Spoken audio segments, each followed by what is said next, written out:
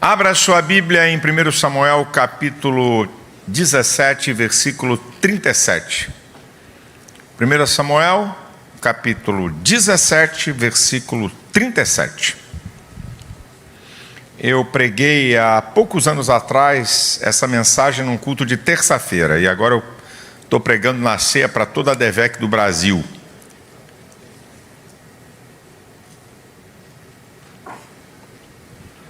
Primeiro Samuel, capítulo 17, versículo 37, palavras de Davi para Saul, para o rei Saul. Disse mais Davi: o Senhor me livrou da mão do leão e da do urso, ele me livrará da mão deste filisteu. Então disse Saul a Davi: vai-te embora e o Senhor seja contigo. O Senhor me livrou da mão do leão e da do urso, ele me livrará da mão deste filisteu. Bem, eu quero trazer uma palavra para você sobre vencendo desafios incríveis. Ou poderia ser vencendo desafios dificílimos.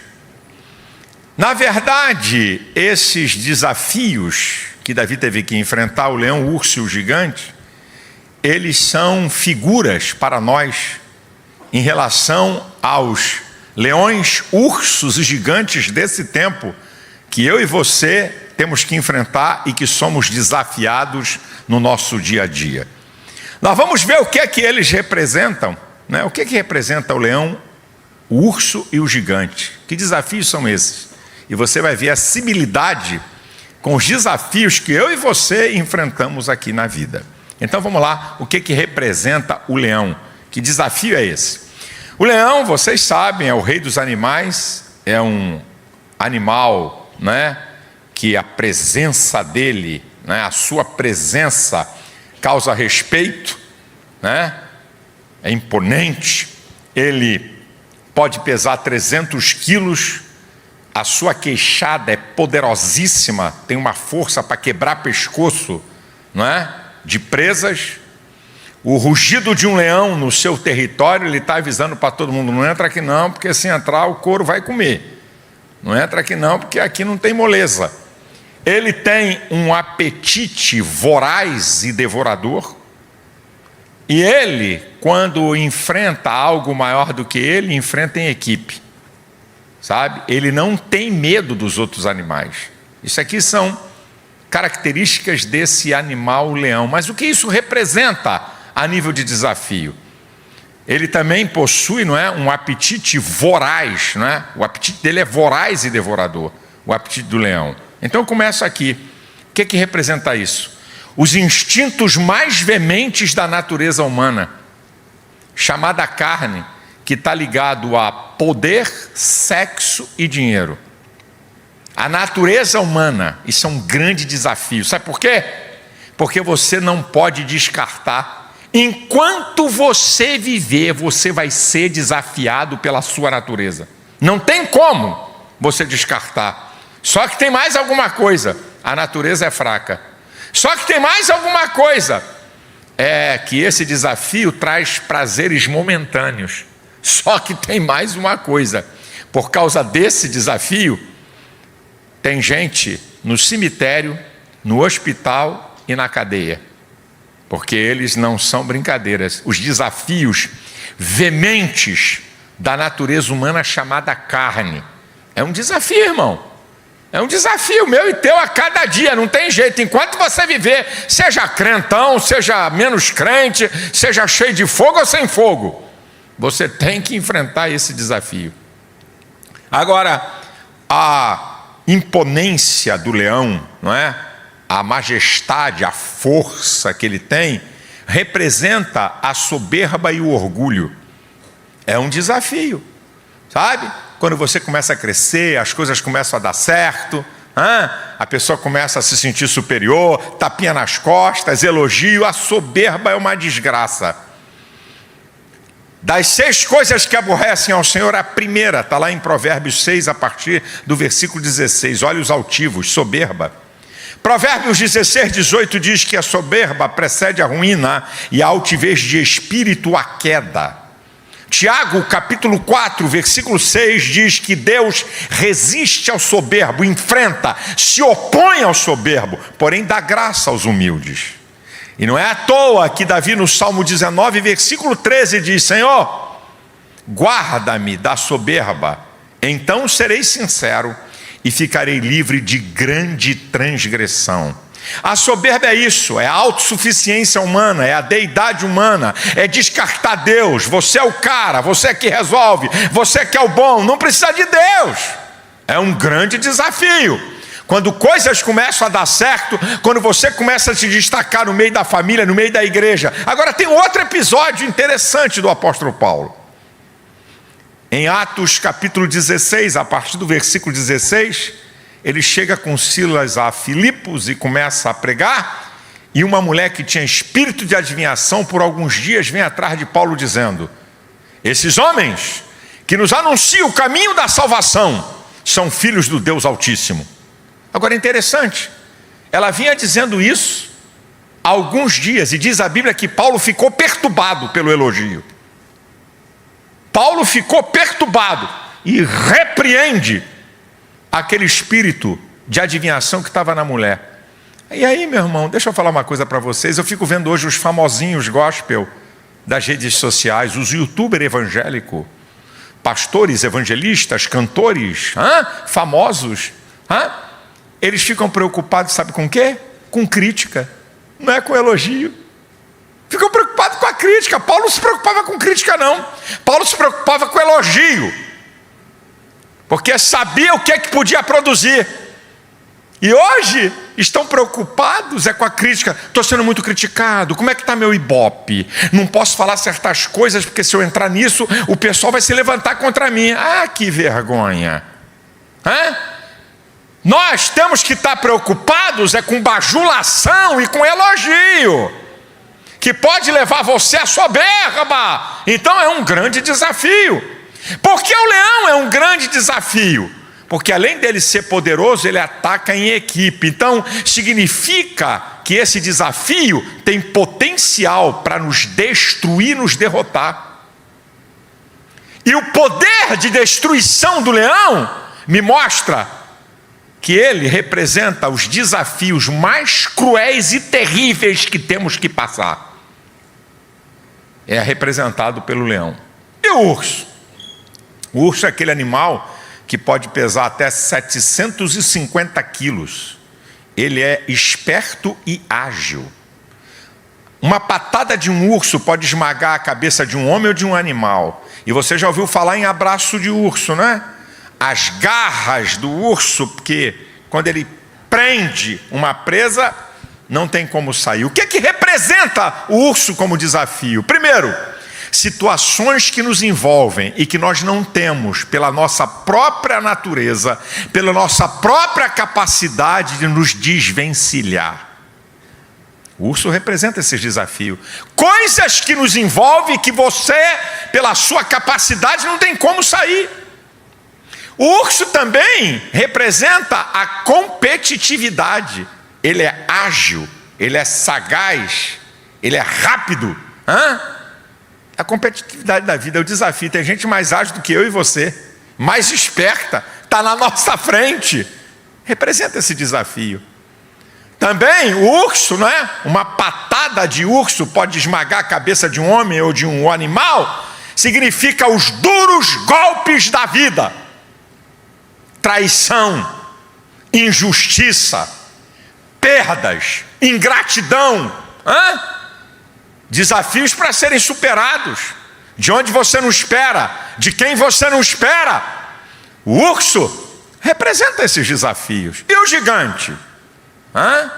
Quase 3 metros de altura. Só a ponta da lança do miserável pesava 7,5 kg. A couraça dele 70 quilos. Nunca perdeu uma batalha. O que o gigante representa? Os maiores desafios que podemos enfrentar na vida.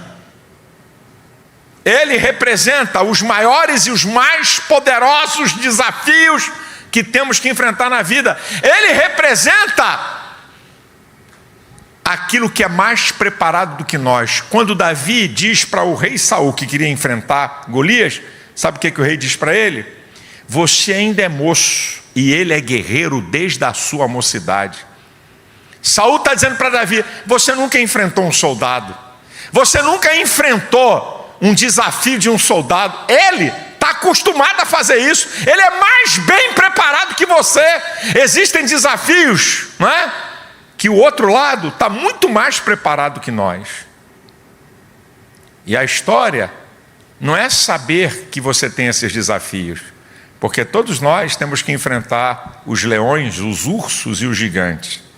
A questão é como vencê-los. Então vamos para a receita de Davi. Como Davi vence o leão, o urso e o gigante? Como é que ele vence? É uma lição para nós vencermos os desafios que representam isso. Então aqui está o segredo de Davi para vencer o leão, o urso e o gigante. Número 1, eu tenho falado muito isso aqui com vocês: coragem. Se Davi não tivesse coragem, meu irmão, ele corria do leão, corria do urso e corria de Golias. A coragem é a resistência ao medo, o domínio do medo. A coragem, ela produz uma energia psíquica e emocional para que você use todo o seu potencial contra os desafios que aparecem para você.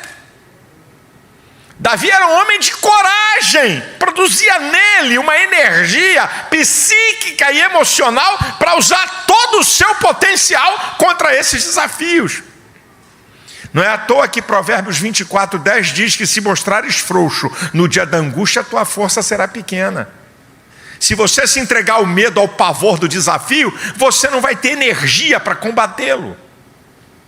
Número 2, como é que se vence desafios? Davi venceu com habilidades que ele possuía. Todo mundo aqui tem aptidões, todo mundo aqui tem talentos. Agora, o que você precisa entender da habilidade é que a habilidade necessita conhecimento, treinamento e prática. O problema é que as pessoas querem usar as suas habilidades na hora do desafio, não se preparam para ele. E aí na hora que o bicho pega, eu vou tentar. Sejam elas habilidades espirituais, emocionais ou da vida, habilidades pessoais que você tenha. Não foi a primeira vez que Davi rodou uma funda. Não, ele já tinha rodado aquela funda muitas vezes. Ele tinha treinado muitas vezes como é que se rodava e soltava uma pedra. Não foi a primeira vez que Davi enfiou um facão ou uma faca no bucho de um animal. Habilidade. Você pode ter uma habilidade, mas você precisa conhecer para desenvolver essa habilidade. Você precisa treinar. Você precisa treinar. Você precisa praticar para desenvolver a sua habilidade para vencer desafios. Terceiro, Davi usou estratégia. Estratégia se faz com conhecimento, inteligência, sabedoria, percepção e sensibilidade. É que se montam as estratégias. Estratégia não se monta com emoção nem com aqui e agora. Você quer ver como é que ele usa de estratégias? Em 1 Samuel 17:35 diz que Davi agiu depois que o leão passou. Já com Golias, no versículo 48, diz que Davi se apressa, isso é, ele age na frente de Golias. Uma estratégia para o leão e o urso e outra estratégia para Golias. A estratégia não é a mesma. Por quê? Porque o leão vinha com a ovelha na boca. Então, estrategicamente, ele tem que deixar o animal passar e atacar por trás, em área vulnerável. O que vai acontecer com o instinto animal? Quando ele é atacado, ele vai soltar a ovelha e vai dirigir o seu ataque. E aí, Davi pega o leão pela barba e crava. Crava no coração do animal. Agora, ele usa essa estratégia. Já com Golias, não adianta pegar uma faca, porque a proximidade é destruição. Com Golias tem que ser à distância, com leão tem que ser próximo, e com um leão não adianta rodar funda. Se rodasse funda, a pedra na testa do leão. Ia fazer uma cosquinha, certo? Então a estratégia é diferente. Você tem que entender que existem estratégias diferentes, você tem que entender isso. Você está usando uma mesma estratégia para tudo e não adianta. Existem estratégias para a vida material, existem estratégias para a vida emocional e existem estratégias para a vida espiritual. Você quer usar uma mesma estratégia para tudo da sua vida, não vai dar certo. Não adianta você, essa menina, essa minha filha, eu estou falando em tese, viu? Mas quando eu falo em tese, eu já sei que eu estou falando para alguém. Essa minha filha está namoradeira terrível, eu vou orar, vou repreender, não sei o que está acontecendo. Não. A tua estratégia está errada. Ela está precisando de um abraço. Como você é pai, não abraça a sua filha, ela vai ter abraço de outros homens, pela ausência do seu abraço. Não precisa você nem orar. Era só você abraçar. Vem cá, minha filha, sabe que teu pai te ama. É só você abraçar seu filho. Nós estamos usando estratégias erradas. Eu me lembro que quando eu era jovem, um dia desse, lá na Honório Bicalho, entrou uma mulher gritando, sabe, esvoaçando, assim, gritando, falando coisas desconectadas, e tinha lá um irmão que era um expert em expulsar demônio, sabe, e ele tinha uma mania de expulsar demônio, que eu nunca concordei com aquilo, sabe, porque ele gostava de pegar no cabelo das mulheres. Quando era uma mulher, ele pegava no cabelo. O demônio ia embora, a mulher ficava 3 dias com dor de cabeça. Ele gostava de pegar no cabelo. E essa mulher tinha um cabelo grande, eu nunca me esqueci da cena. A mulher entrou gritando, falando coisa desconectada. Ele foi em cima da mulher, pegou a mulher com o cabelo assim, e disse assim: eu vou te repreender, diabo. Meu irmão, ele tomou-lhe uma bolachada no meio da cara, mas tomou-lhe um tapa com tanta força que ele desabou no chão. E a mulher saiu correndo. Não era demônio, ela estava sob surto psicótico.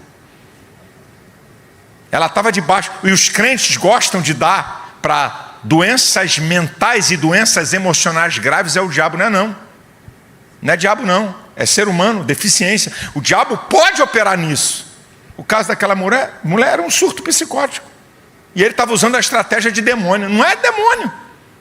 E de vez em quando a gente quer usar a estratégia emocional para diabo, ou quer usar uma estratégia material para coisas espirituais. Tem que usar a estratégia certa. Para o leão é uma estratégia, para Golias é outra estratégia. Em quinto lugar, como é que Davi vence os desafios do leão, do urso e do gigante? Davi venceu sendo Davi. Você não precisa ser ninguém, é você com seus talentos e com seus defeitos que você vai vencer os desafios. Aprenda.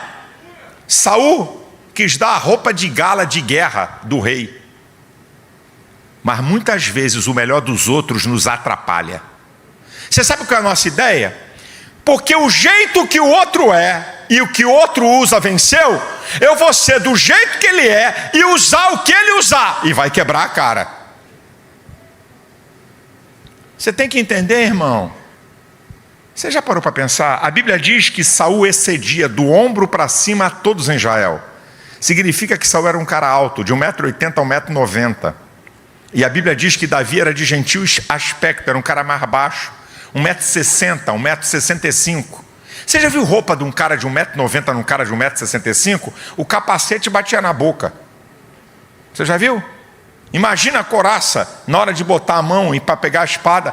A palavra de Davi é para nós: eu nunca usei isso e eu não posso andar. Querido, não queira usar uma coisa que você não domina e não tem habilidade, porque outro usou e foi vitória para o outro, mas para você pode ser derrota. Deus vai te ajudar a vencer os desafios com os teus talentos e com os teus defeitos e com tuas limitações. Você vai vencer com o que você é e não com o que o outro é e que o outro usa.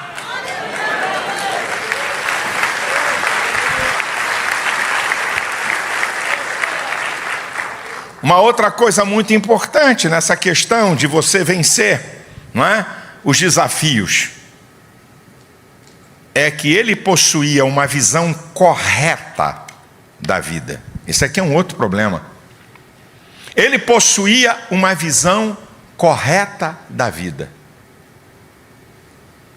Ele tinha a visão de que era possível ele vencer o leão, o urso e o gigante.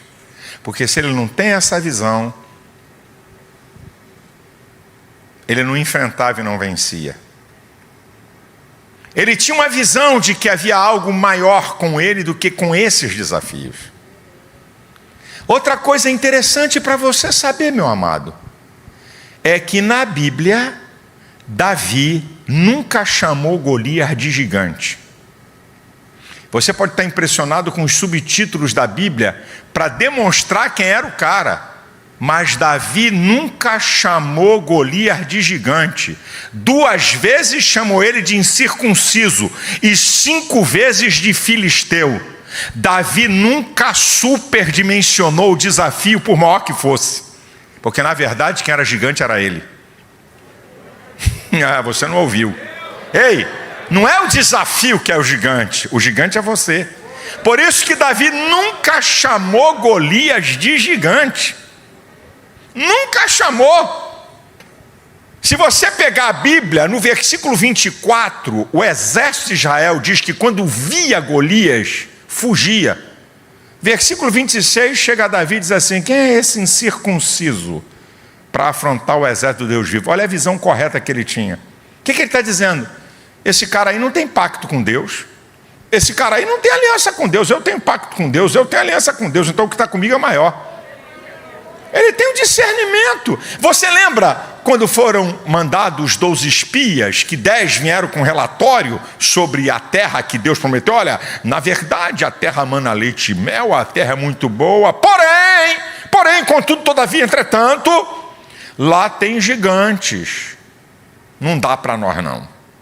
Aí vem Josué e Calebe com uma visão correta, dizendo assim: não temais o povo dessa terra, sedes obedientes ao vosso Deus, retirou-se deles o seu amparo, são eles o nosso pão.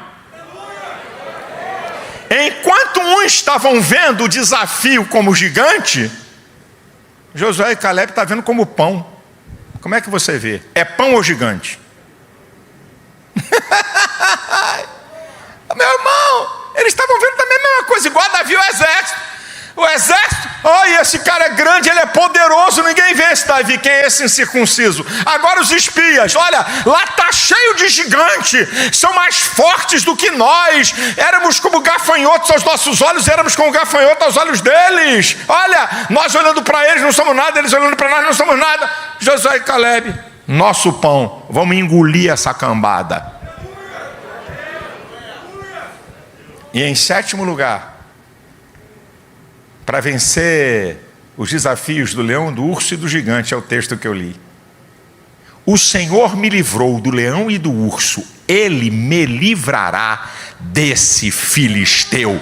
Dependência de Deus.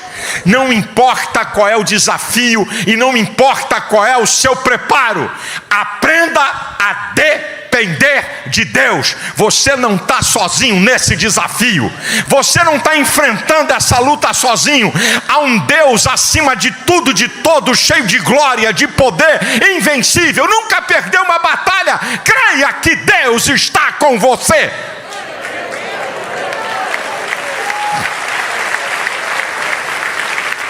Irmãos, preste atenção a uma coisa muito interessante. Quando Davi está dizendo, o Senhor me livrou do leão e do urso, Ele me livrará desse filisteu, não tem na narrativa bíblica nenhuma ação sobrenatural de Deus para Davi vencer. O que tem na narrativa é que Davi fere o leão por trás e depois pega na barba do leão e crava no coração dele. O que a Bíblia tem é de que Davi girou a funda, a pedra saiu, bateu na testa do gigante, ele caiu desacordado e Davi vem e corta a cabeça dele. Não mostra nenhuma ação sobrenatural nisso.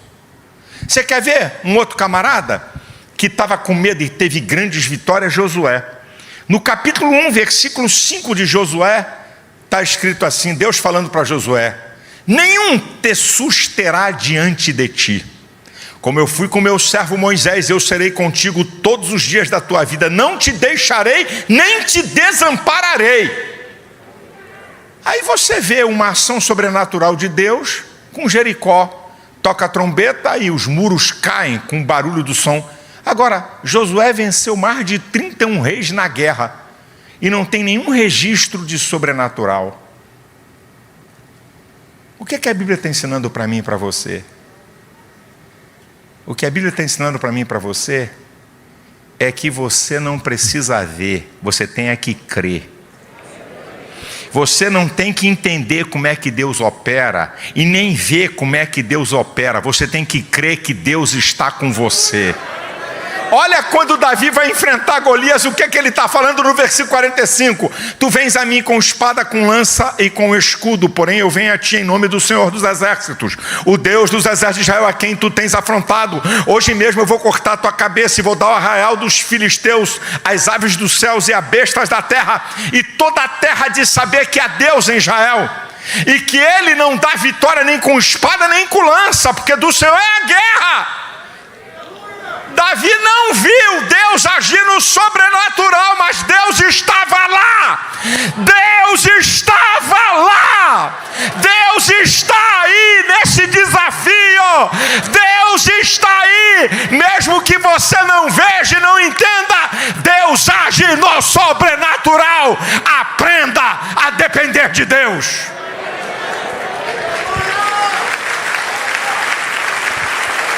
Aleluia! Agora a minha conclusão é essa. Eu vou concluir. Não é muito eu falar que resolve. E também essa é a quarta. E a minha idade já não permite tanto.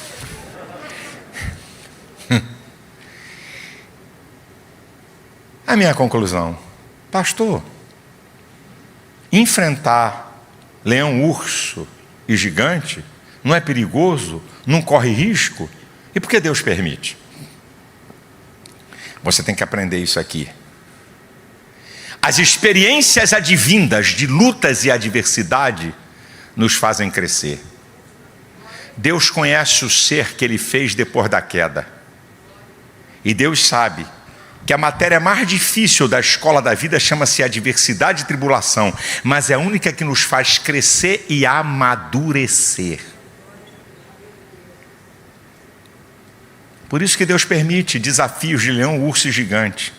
Segundo, olha como Deus trabalha. Deus vai trabalhando em etapas. Primeiro ele vence o leão e o urso. E depois ele vence o gigante. O leão e o urso têm força e poder, mas são animais, agem por instinto. Golias tem força e poder e age com inteligência. É um outro nível. Olha como é que Deus vai preparando. Como Davi venceu um desafio de algo maior do que ele então, Deus vai preparando ele para um desafio. Preste atenção a isso que é profético. Deus vai treinando Davi para ele enfrentar o maior desafio da sua vida, que vai ser um divisor de águas da sua história. Davi vencendo o leão não foi divisor de águas da história dele. Davi vencendo o desafio do urso não foi divisor de águas da história dele. Mas Davi vencendo Golias foi o divisor de águas da sua história. A história de Davi é antes e depois de Golias. Porque quando ele vence Golias, ele recebe riqueza, a filha do rei, e notoriedade. Ele não recebeu riqueza nem notoriedade porque matou o leão e o urso. Foi coisas individuais. Foi coisas mais ocultas e particulares. A coisa do Golias já foi uma coisa exposta. Então, eu quero profetizar aqui, dizendo duas coisas.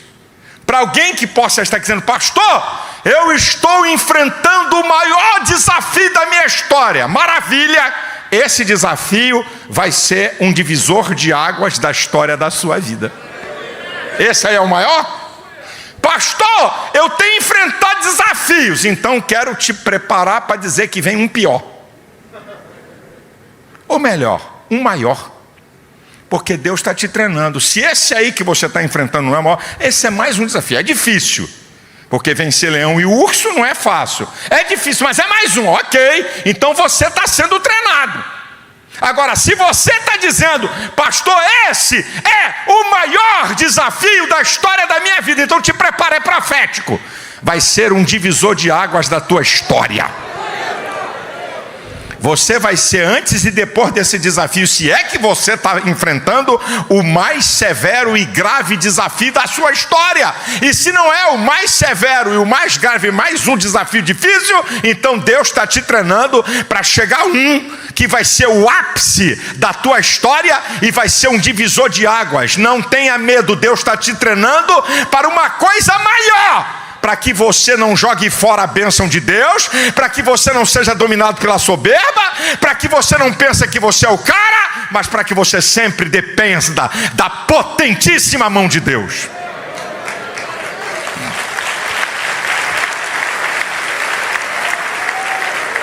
A última coisa para eu encerrar minha palavra é: qual é a voz que você está disposto a acreditar? Preste atenção, a voz de Golias neutralizou os campeões de Israel, neutralizou a habilidade deles, a fé deles. Olha que coisa terrível. A voz de Golias neutralizou os campeões de Israel, neutralizou fé, neutralizou habilidade, neutralizou coragem, porque Davi estava vendo e ouvindo a mesma coisa que eles viram e ouviram. Agora tem um dado que é interessante. Eu creio que isso estava na mente de Davi. É que pouco tempo atrás Israel tinha derrotado os filisteus, e de forma espetacular, incrível.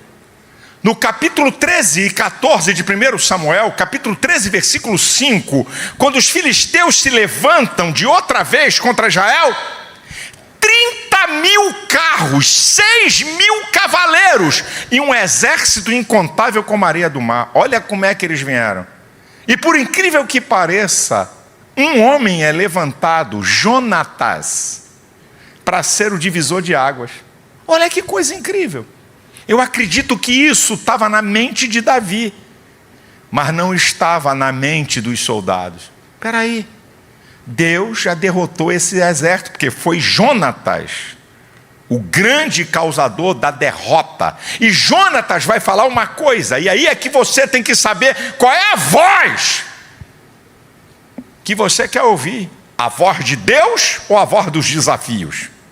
Bem, se você der importância à voz do desafio, seja leão, urso ou gigante, eles serão destruidores para você. Mas se você quer ouvir a voz de Deus, leão, urso e gigante vão cair diante de você. Jonatas fala uma coisa linda no capítulo 14, versículo 6, que deve ser algo que tenha no nosso coração. Jonatas vai dizer assim: o Senhor pelejará por nós. Olha o que Jonatas está falando. O Senhor pelejará por nós, porque para com o Senhor nenhum impedimento há de livrar com muitos ou com poucos.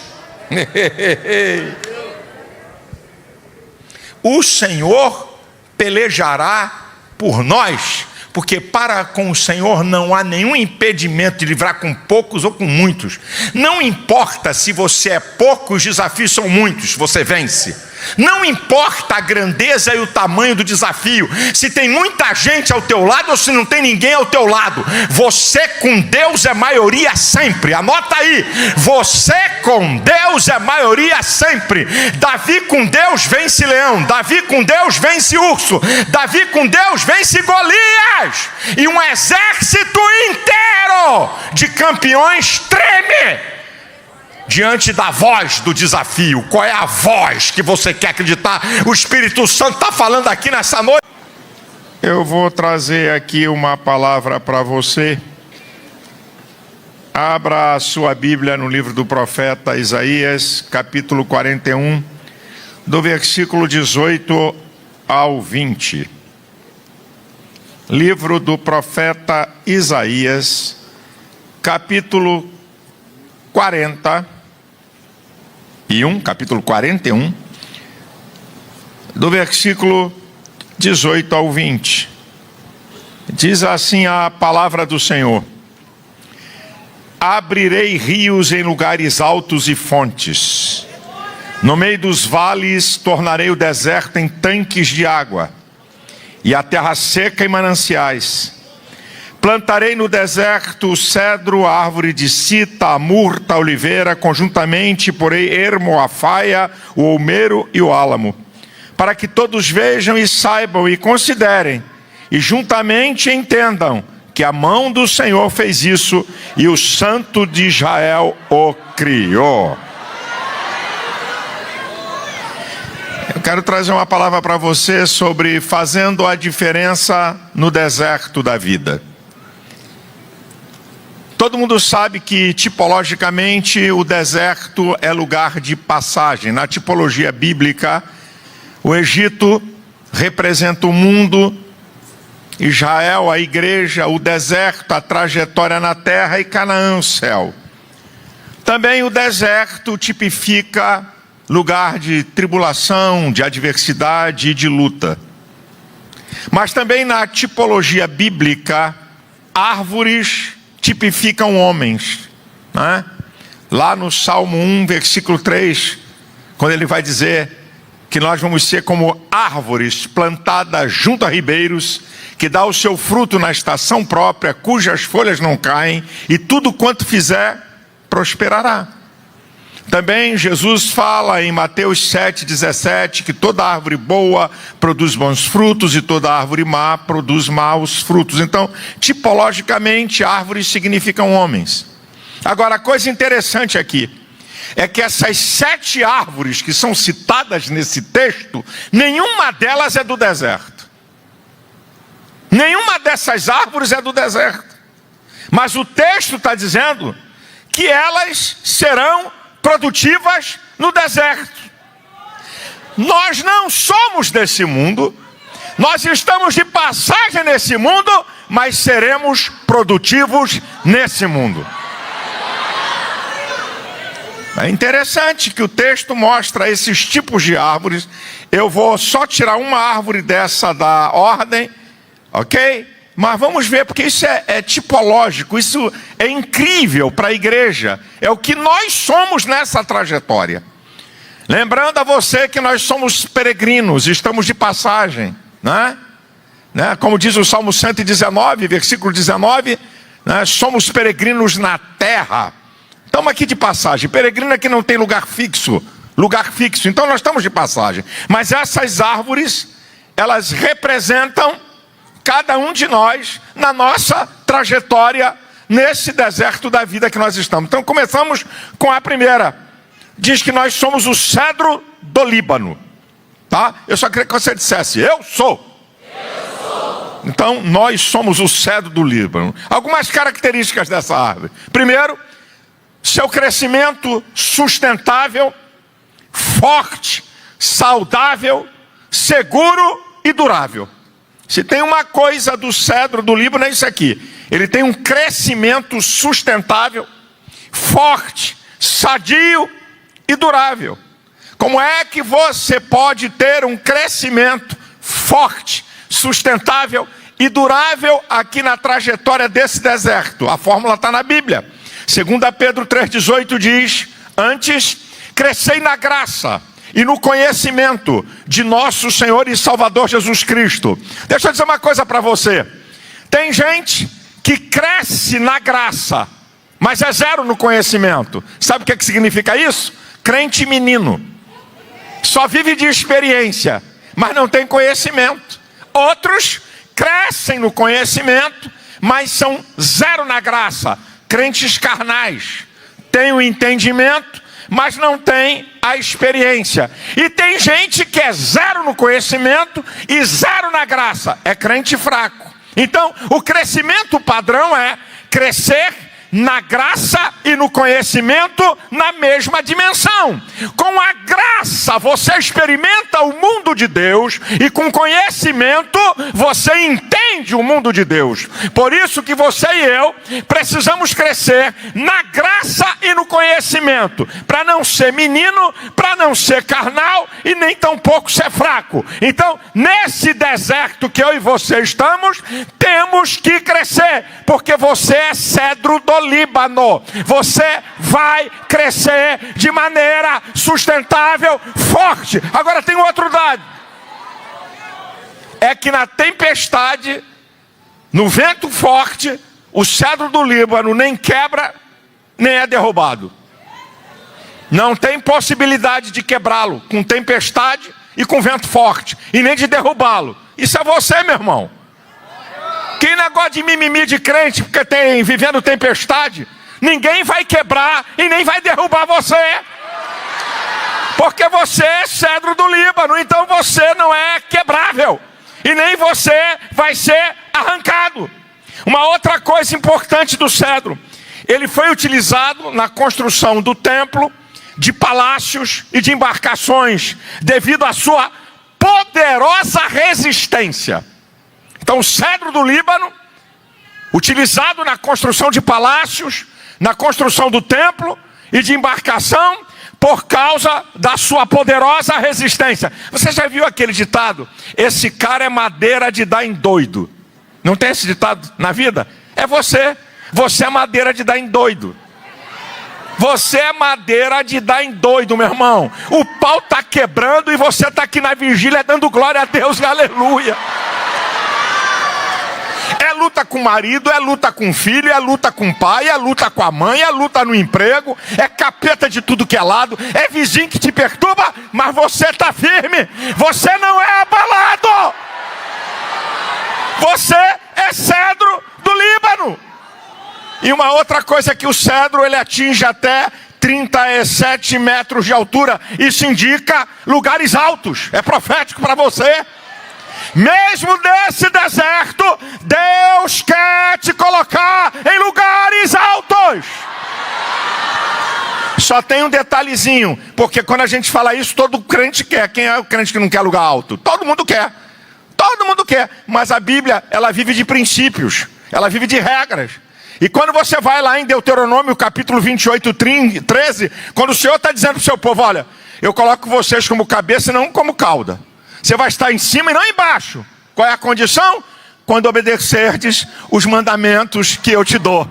Se você quer os lugares altos nessa trajetória desse deserto, obedeça a palavra de Deus. Eu só quero repetir que eu e você, nós somos cedro. Pode repetir? É só dizer: eu sou. Então vamos lá. Número 2. Diz aqui que o Senhor vai plantar no deserto uma outra árvore que não é do deserto, mas vai ser plantada e vai ser produtiva. Árvore de cita ou acácia. Ela era utilizada para construir elementos sagrados, né? A arca, a mesa e o altar. Então essa árvore aqui, o seu material utilizado para construir elementos sagrados. A arca, a mesa e o altar. Você é utilizado para coisas sagradas. 2 Coríntios 5:20 diz que você é embaixador da parte de Cristo aqui nessa terra. Você tem uma função espiritual. A Bíblia diz que o teu corpo e o meu, nós somos templo do Espírito Santo. Agora, é interessante que esse material dessa árvore, ele resiste à putrefação. Não morre. É incorruptível. Você não vai morrer no deserto. Você não vai ser destruído no deserto. Você não vai perecer no deserto. Você vai além do deserto e vai chegar a Canaã. Oh, meu querido, você é incorruptível. É o que você é. Você não vai apodrecer aqui. Você não vai ser destruído aqui. Você não vai ser derrotado aqui. Você vai vencer e vai além do deserto. Em terceiro lugar, tem uma terceira árvore. Diz que murta. Olha que coisa interessante. Dá para você dizer eu sou? Eu sou. A murta tem uma coisa muito interessante. É que quando ela é esmagada, ela produz óleo aromático e perfume. Mas só quando é esmagada.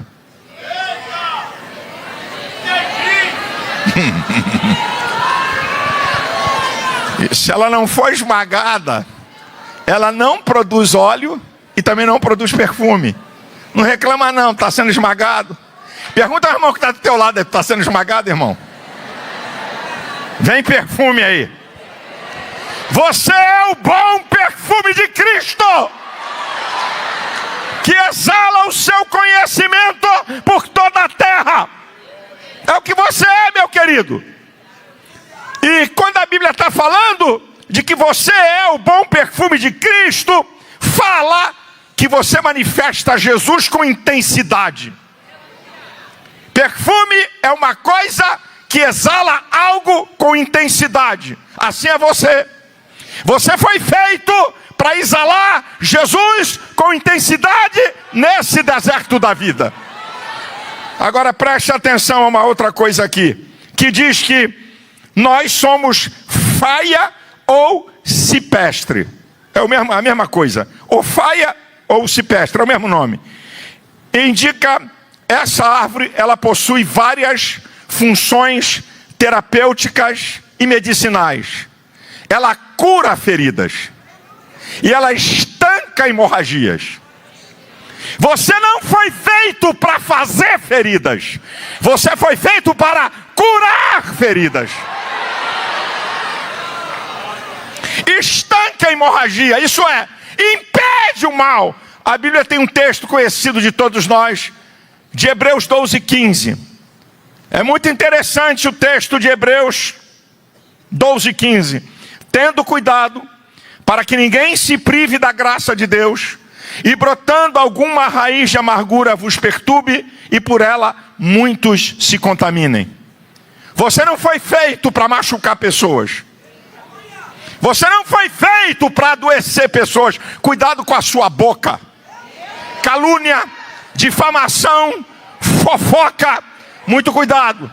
Eu fico vendo hoje nas redes sociais a facilidade com que gente denigre igreja e pastores.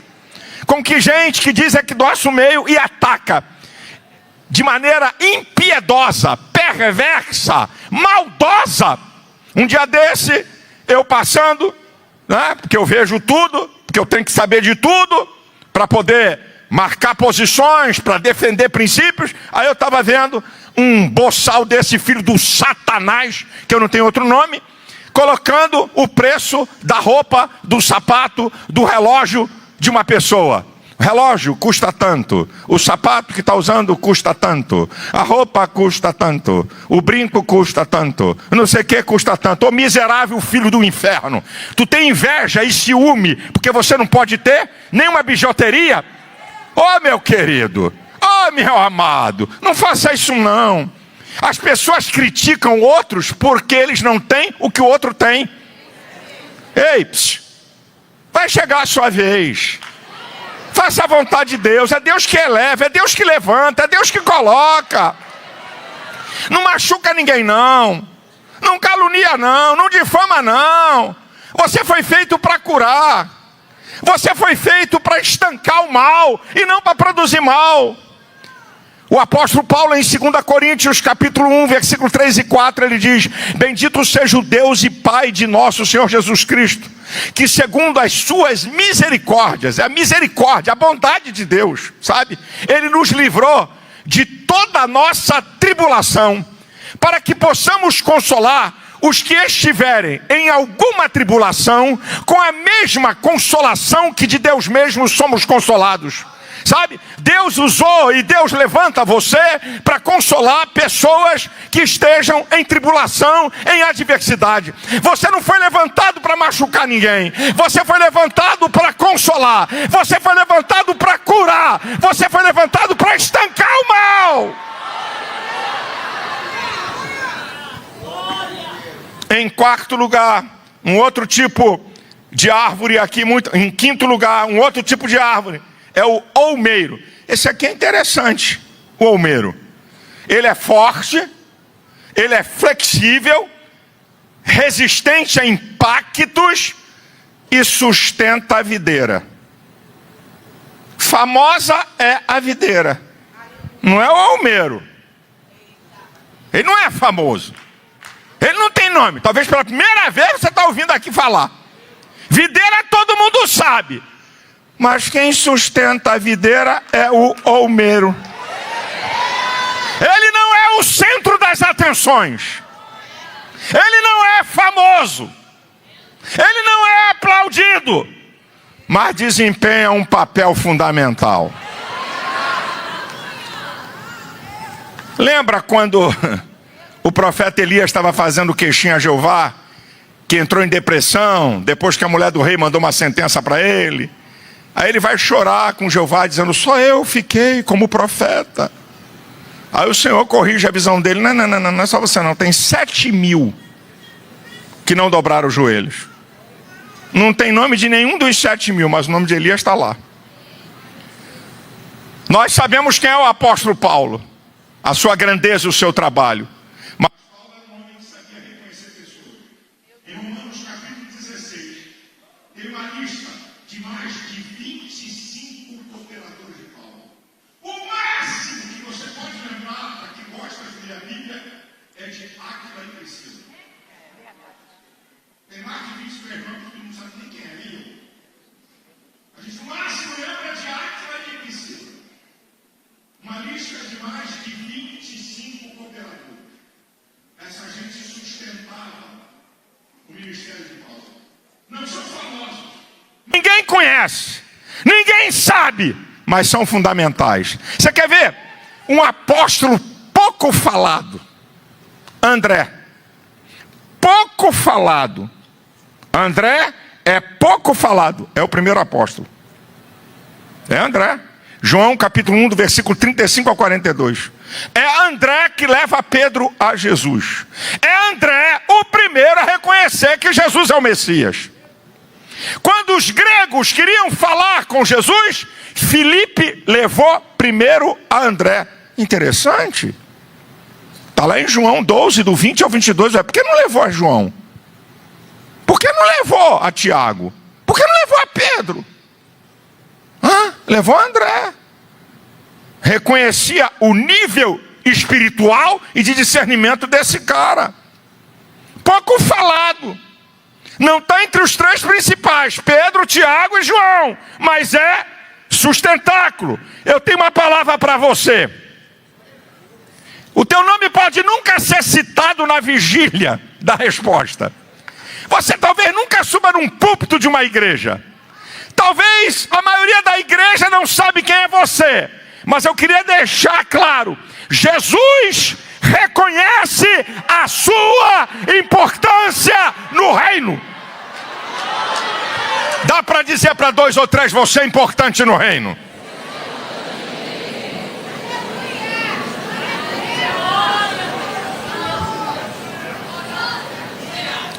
Não é famoso, mas é importante. Gente que a gente nem sabe quem é, mas que sustenta a minha vida, a sua vida e a igreja com oração, com jejum e com clamor, com trabalho e com serviço. Em sexto lugar, tem uma outra árvore aqui, o álamo ou o pinheiro, é a mesma coisa. Suas qualidades são ornamentais. Onde você chega, muda o ambiente. Chegou você, um ambiente melhora. Onde tem um ornamento, o ornamento serve para melhorar o ambiente. Assim é você. Onde você chegar, melhora o ambiente. E tem outro negócio: o pinheiro é resistente ao fogo. Pinheiro é resistente ao fogo. Pode vir quente, que ele está frio. Pode vir do jeito que vier, não vai derrubá-lo, não vai queimá-lo. Isso é você, meu querido. Isso aqui é você, está falando de mim, de você. E em sétimo lugar, aí eu deixei para o final. É o que mais a gente conhece. Eu sou oliveira. Dá para dizer? Eu sou? Eu sou oliveira. Só eu sou, já estou satisfeito. Olha a oliveira. 6 metros de altura é o crescimento dela. E a raiz, 6 metros de profundidade. Isso mostra o crescimento de Cristo. Lucas 2,52 diz que Jesus crescia em estatura, graça e conhecimento para com Deus e os homens. Isso é, crescimento proporcional. Para cima e para baixo. A oliveira. Crescimento proporcional. Ela vai buscar até onde tem um leito de uma água. Ela consegue percorrer 6 metros abaixo da terra. Isso é você. Tem profundidade. Você não é superficial. Você tem profundidade. Porque você busca a Deus da maneira mais importante que tem. Isso aqui é a oliveira. Agora olha que coisa interessante. Onde a oliveira é decepada, crescem 5 novos troncos. Onde a oliveira é decepada, crescem 5 novos troncos. Oh, meu querido. Ao invés de diminuir você cresce. Deceparam você com calúnia, você cresce. Deceparam você com mentira, você cresce. Deceparam você com injustiça, você cresce. Você não diminui nunca. Terceiro lugar é que a oliveira, ela sobrevive onde poucos podem sobreviver. Você suporta coisas que ímpios não suportam. Pode anotar o que eu estou te dizendo. Se gente passasse a metade do que tu passa, já estava morto. E você está em pé, ainda está na vigília dando glória a Deus e aleluia. Agora, uma outra característica da oliveira, que é incrível. Pouco cuidado para ser produtiva. Ela não precisa de muito cuidado. Ela tem uma capacidade, uma maturidade de autossuficiência. Não precisa estar paparicando toda hora. Está entendendo o mistério, meu filho? É você isso aqui mesmo, será? Pouco cuidado. Não tem mimimi. Tem que dar chupetinha pro crente.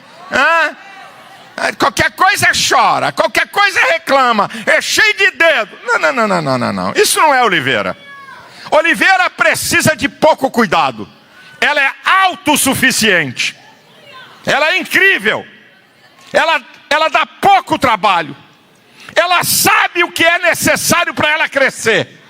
Ah, Jesus, tem misericórdia da tua igreja. Tem misericórdia da tua igreja. Tem misericórdia de nós. Nós estamos vivendo uma época de um monte de crente mimimi. Que coisa terrível. Qualquer coisa eu vou embora. Não gostei do pastor. Não gostei da igreja. Essa aqui é muito alta. Aquela é muito baixa. Essa irmã rodopia muito. A outra não rodopia nada. Aqui é muito alto. Eu sou sensível.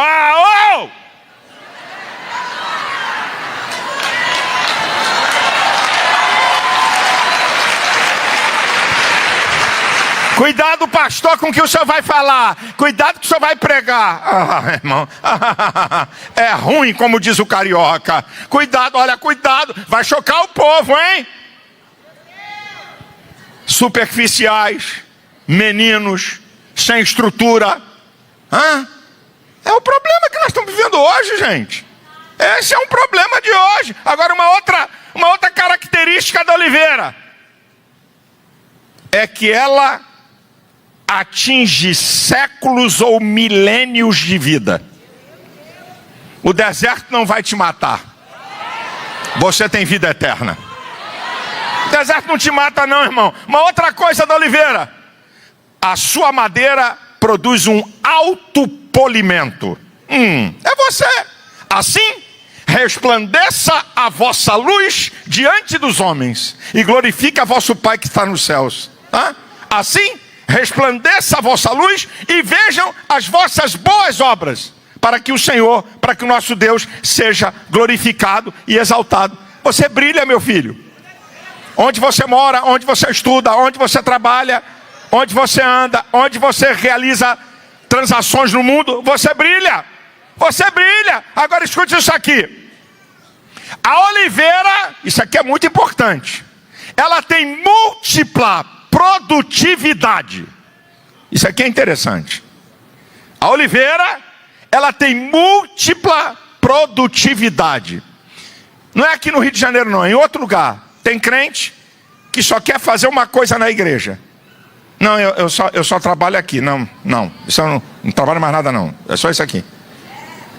Não. Eu sou diácono só na porta. Se me botar no pátio eu vou embora. Não tem nada a ver com criança, não tem nada a ver com novo convertido, não. Isso não é, eu não fui chamado para isso. Ai, meu Senhor da glória. Eu vou mostrar para você a múltipla produtividade da oliveira. Tem oliveira aqui? E a metade desistiu. Vou perguntar de novo. Tem oliveira aqui, minha gente? Tem. Então vamos lá. Primeiro azeite. Você sabe que naquela época a oliveira, a azeitona, ela era amassada por uma prensa, tá?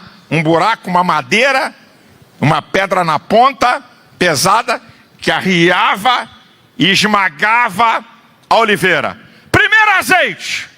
Primeira coisa que produz é para o templo, é para a adoração. A primeira função tua, meu filho, é adorar. Você ser instrumento de adoração de Deus.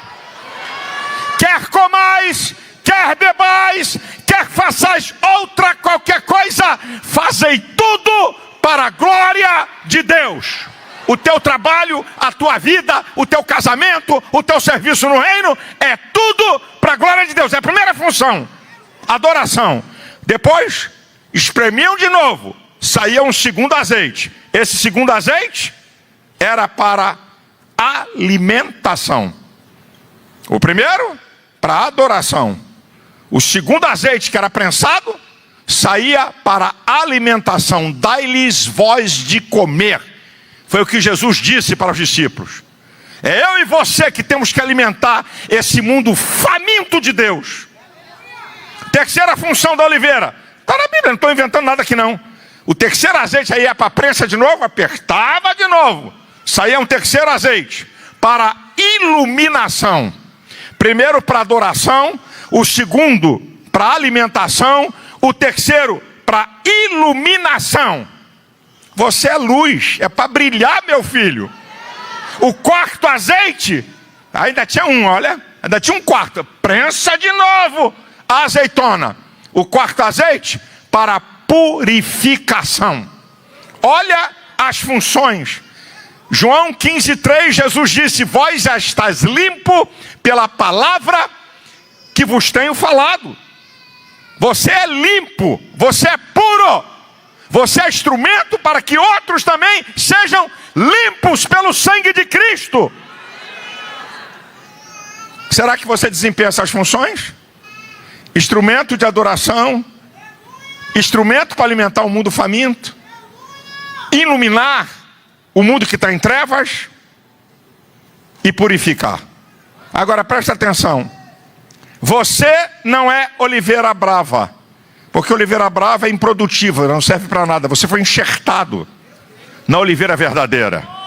Você não é oliveira brava. E você também não é oliveira estéril.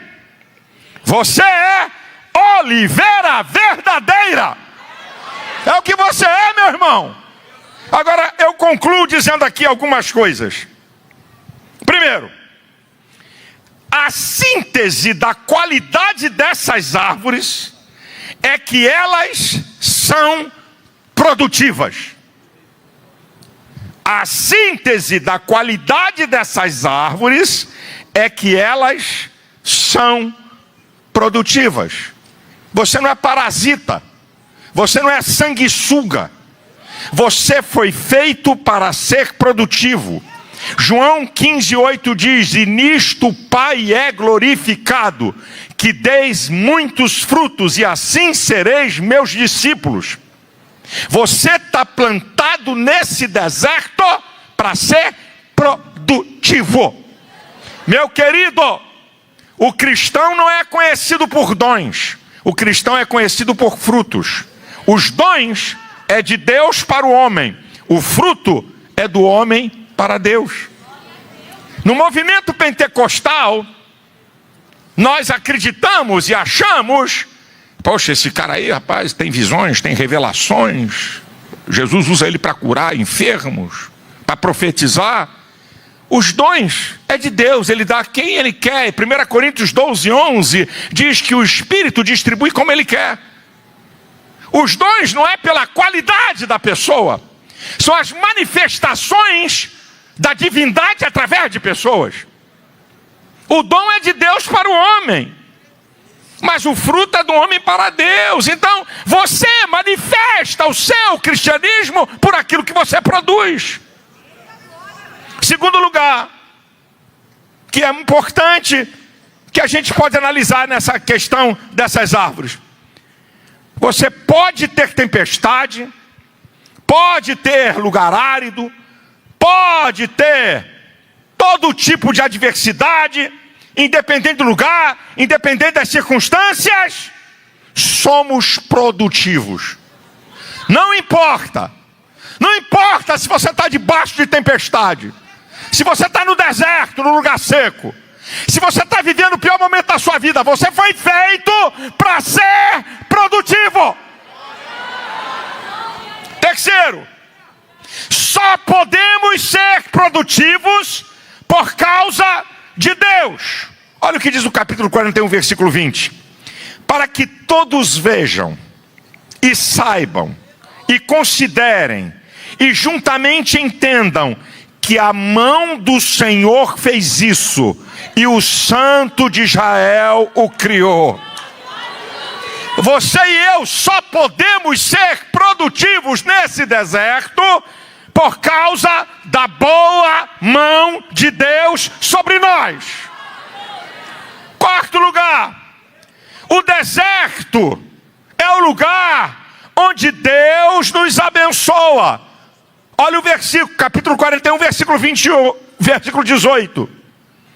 Abrirei rios em lugares altos e fontes, no meio dos vales. Tornarei o deserto em tanques de água, e a terra seca em mananciais. Isso só é possível porque Deus está agindo por nós. É Deus que nos abençoa nesse deserto. Oh Jesus, tem misericórdia do teu povo. Quinto lugar, Moisés estava certo. Moisés estava certo. Lá em Êxodo 33, versículo 14 e 15, quando o Senhor disse para Moisés: você vai atravessar esse deserto com esse povo, vou mandar um anjo. Rapaz, de vez em quando o anjo faz mais sucesso do que Jesus. Está olhando para mim espantado? Eu sou pastor há 45 anos. Ainda tem muito que aprender. E venho de uma família tradicional de pastores. Quando eu nasci, meu pai já era crente há 17 anos. Eu já vi. Eu já vi. Não estou contando lorota nem conversa fiada. Eu já vi. Na nossa época antiga, de Assembleia de Deus, tinha uma coisa chamada: o irmão vai dar uma palavra. Eu não sei nem o que era isso. Não era nem pregação, nem testemunho, era uma palavra. O irmão vai dar uma palavra. Eu já vi isso. Aí vem o irmão e diz assim: paz do Senhor, igreja, Jesus está aqui. Exatamente isso aí. Assim mesmo. Assim mesmo. Isso aqui mesmo que acabou de acontecer. Não dá nada, não dá aleluia nem glória agora não. Já foi. Jesus está aqui. Não, agora não. Agora me aguenta. A igreja assim. Depois veio o pastor, eu vi. Ninguém me contou, meu amado. Eu sou da Bleia. Só aqui nessa igreja, só aqui, vou completar 61 anos, aqui, nessa igreja. Agora eu já vi, irmão fulano, vem aqui dar um testemunho. Irmãos, eu queria dizer que tem um anjo poderoso. Aí, já começou, olha lá.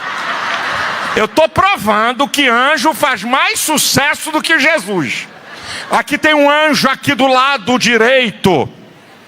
E tem interessante que, teologicamente, a coisa é feia. Aqui do lado direito tem um anjo com uma espada na mão. Pode correr. Anjo com espada na mão, corre. Porque o pau vai quebrar. Eu nunca vi anjo com espada na mão para fazer cosquinha em ninguém.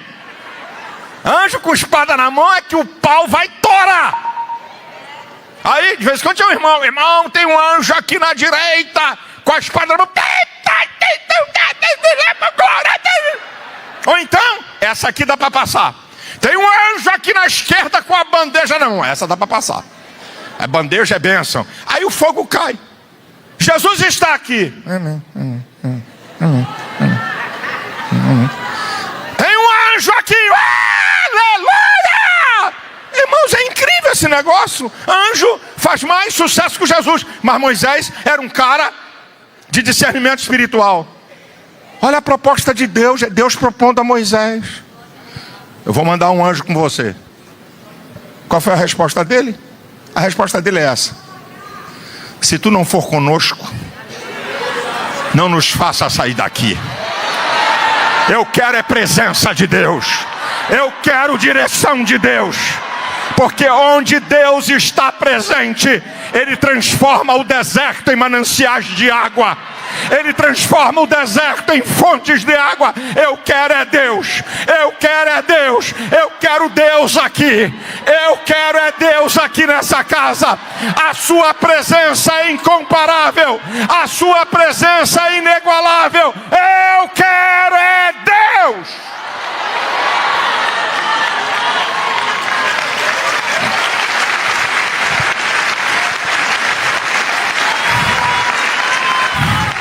O meu convite a essa amada igreja: vamos fazer a diferença no deserto. Vamos ser produtivos para que Deus seja glorificado. Vamos fazer a diferença nesse deserto. Vamos ser produtivos para que Deus seja glorificado. E eu termino dizendo uma coisa para você: lembre-se, aguça teu ouvido aí, o deserto não determina o que somos. Nós é que determinamos sobre o deserto. Eu vou repetir: o deserto não determina o que somos. Nós é que determinamos sobre o deserto. Eu queria que você repetisse. Eu vou contar 1, 2, 3 para que todos aqui repitam. Vamos lá? 1, 2, 3, já.